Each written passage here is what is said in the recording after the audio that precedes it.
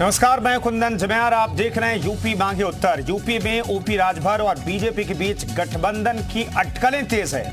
UP BJP की ओर से गठबंधन को लेकर हाईकमान के निर्देश के इंतजार की बात कही जाती है, लेकिन शाम होते होते राजभर और उनके बेटे गठबंधन की बात को झुठला देते हैं। ऐसे में बड़ा सवाल यह है, जिस गठबंधन को लेकर इतने दिनों से चर्चा का बाजार गर्म है, उसे लेकर इतना कंफ्यूजन आखिर क्यों है?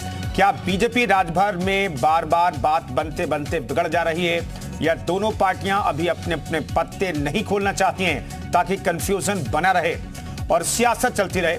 अपने मेहमानों से चर्चा करेंगे, लेकिन उससे पहले यूपी बीजेपी अध्यक्ष भूपेंद्र चौधरी और सुभाषपा अध्यक्ष ओपी राजभर का बयान आप सुन लीजिए।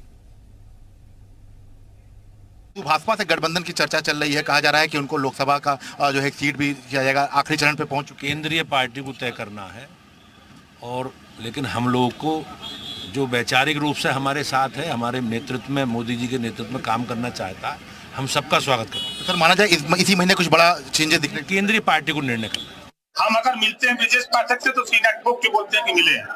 हम अगर मुख्यमंत्री से मिलते हैं तो सीना ठोक के कहते हैं कि मिले हैं। 24 से क्या तैयारी है? हम अपना तैयारी कर रहे हैं। तैयारी चुनाव की तैयारी हो रही है। हम लोग जो संगठन की समीक्षा कर रहे हैं, गाँव में चौपाल लग रही है, booth committee, sector committee, block, विधानसभा, तहसील, जो संगठन बन रहा है वो चुनाव के लिए तैयार हो रहा है।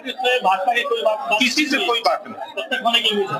कोई हमको पता ही नहीं है, कोई बुलेबे नहीं कर रहा है। न तो विपक्षी लोग बुला रहे हैं, न वो लोग बुला रहे हैं। सुनील अकबरशी जी हमारे साथ मौजूद हैं इस पर बातचीत करने के लिए। सुनील साहब, ये कंफ्यूजन क्यों है और कितना लंबा ये कंफ्यूजन बना रहेगा? नहीं, देखिए कुंजन जी, ये कंफ्यूजन की तो कोई बात ही नहीं है। कंफ्यूजन तो जब होता है जब या तो हमारी तरफ से कोई चर्चा आती, या जिस तरीके की जो चर्चा आ रही है उस चर्चा का कोई मतलब ही नहीं है।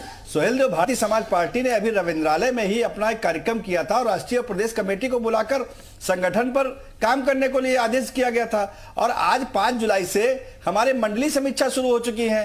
तो किसके साथ गठबंधन होगा या गठबंधन हो रहा है, ये सिर्फ और सिर्फ मीडिया में तैरती हुई खबरें हैं। इस खबर का कोई मतलब नहीं। ना सुहेलदेव भारतीय समाज पार्टी की तरफ से इस तरीके की कोई बात है, ना हमारे राष्ट्रीय अध्यक्ष माननीय श्री ओम प्रकाश राजभर जी ने इस तरीके का कुछ कहा है।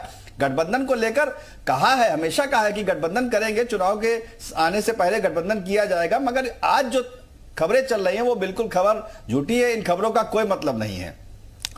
क्या और बेहतर डील की का इंतजार है सुनील साहब?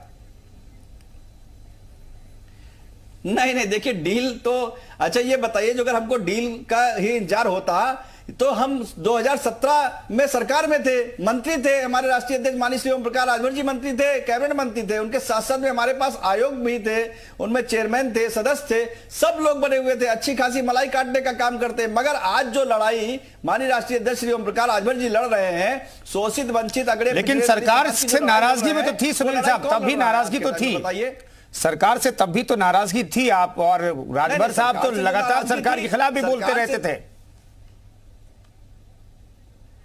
नहीं, हम मुद्दों को लेकर सरकार के साथ में गए थे। जो हमारे मुद्दे थे, हमारा सबसे बड़ा मुद्दा था उत्तर प्रदेश के अंदर न्याय समिति की रिपोर्ट लागू होनी चाहिए। उत्तर प्रदेश के अंदर जो पिछड़ी जातियां हैं, जिनको आज तक किसी ने पहचान दिलाने का काम नहीं किया, चाहे बंजारा हो, बारी हो, बिहार हो, अर्कवंशी हो, आरक हो, राजभर हो, इनकी बात कौन करता था? कोई नहीं करता था। तो हमारी मांग थी सबसे बड़ी सरकार से कि आज उत्तर प्रदेश में ये पिछड़ी जातियां हैं, इनको हिस्सेदारी आखिर कौन देगा? ये भी तो वोट देने का काम करे, ये भी तो आपकी सरकार बनाने का काम करे। आपकी सरकार सिर्फ बनाती रहेंगी या इनको हक हिस्सा अधिकार मिलेगा? तो ये लड़ाई हमारे राष्ट्रीय अध्यक्ष माननीय श्री ओम प्रकाश राजभर जी लड़ रहे थे। और इस लड़ाई को जब हमारे राष्ट्रीय अध्यक्ष ने कहा कि भाई इन मुद्दों को लेकर हम आपके साथ में आए, आप हमारी इन मुद्दों को मानने का काम नहीं कर रहे हैं, तो हम सत्ता को छोड़कर चले आए। हमारा तो कुल मिलाकर के अभी कोई बात नहीं बनी है। आज हमारा लालच है सुनील जी, अभी कुल मिलाकर के कोई बात नहीं बनी है। नहीं, अभी हमारी किसी से बातचीत नहीं हुई, ना हमारी विपक्ष में किसी से बातचीत हुई है, ना हमारी किसी जो सत्ता में बैठे लोग हैं, ना हमारी उनसे कोई बातचीत हुई। गठबंधन को लेकर कोई बातचीत नहीं है।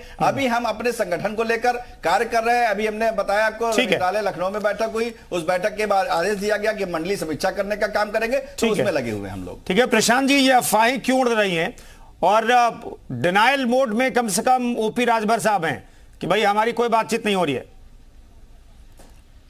देखिए भी आधिकारिक रूप से उत्तर प्रदेश में जो हमारे 2 सहयोगी दल है, निषाद पार्टी और अपना दल, उन्हीं के साथ गठबंधन है, उन्हीं के साथ हम लोग आगे बढ़ रहे हैं। हालांकि बाकी प्रदेशों में हमारी कई दलों से बात चल रही, कई दल हमारे साथ शामिल भी हुए एनडीए में, लेकिन उत्तर प्रदेश में जो राजभर जी की पार्टी है उसके बारे में अभी तक कोई आधिकारिक इस तरह की कोई बात नहीं है, न ही मेरी जानकारी में इस तरह की कोई ऐसी बात है कि ऐसे कोई गठबंधन के बारे में कोई चर्चा हुई है। ये तो राजभर जी की जरूरत है कि नहीं बीजेपी को, क्योंकि पूर्वांचल के कम से कम 5-6 जिले ऐसे हैं जहां पर उनका दबदबा है और वो हार जीत में इंपैक्ट डाल सकते हैं। राजभर जी पहले भी भारतीय जनता पार्टी के साथ गठबंधन में रहे हैं, मंत्री भी रहे हमारी पहली सरकार में, और निश्चित तौर पर उत्तर प्रदेश की राजनीति में उनका एक स्थान है। वो जमीन से उठ करके उन्होंने पार्टी स्थापित की, आज उनकी 6 विधायक हैं, उनका कई जिलों में जनाधार है। और आवश्यकता की बात देखिए जो भी राजनीतिक दल सस्टेन कर रहे हैं, जिनके विधायक सांसद जीत करके आते हैं, तो उनको तो हम ऐसे किसी को हम हल्के में नहीं ले सकते, उनकी भूमिका तो देखिए है ही है।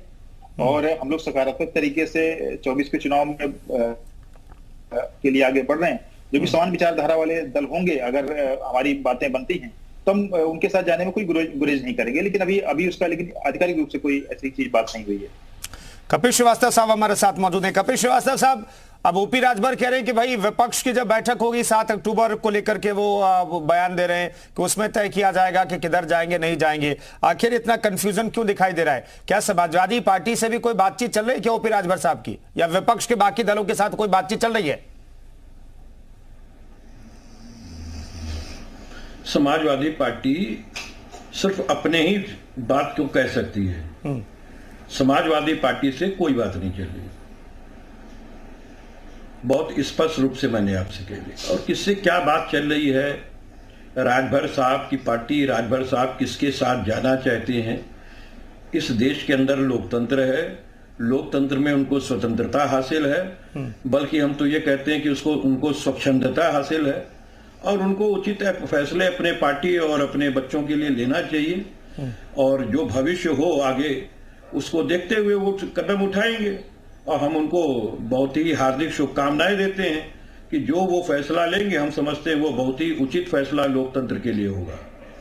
नहीं तो उन्हें क्या विपक्ष के साथ जोड़ने की कवायद अखिलेश यादव नहीं कर रहे? क्योंकि हम देख रहे हैं कि अखिलेश यादव साहब तो तेलंगाना चले जा रहे हैं, केसीआर से मुलाकात करते हैं, वहां पर विपक्ष को एकजुट करने में अखिलेश यादव की बड़ी भूमिका मानी जा रही है। ऐसे में अपने प्रदेश में जो हार जीत पर इंपैक्ट डाल सकता है, क्या उन्हें आप साथ लाने की कोशिश नहीं कर रहे?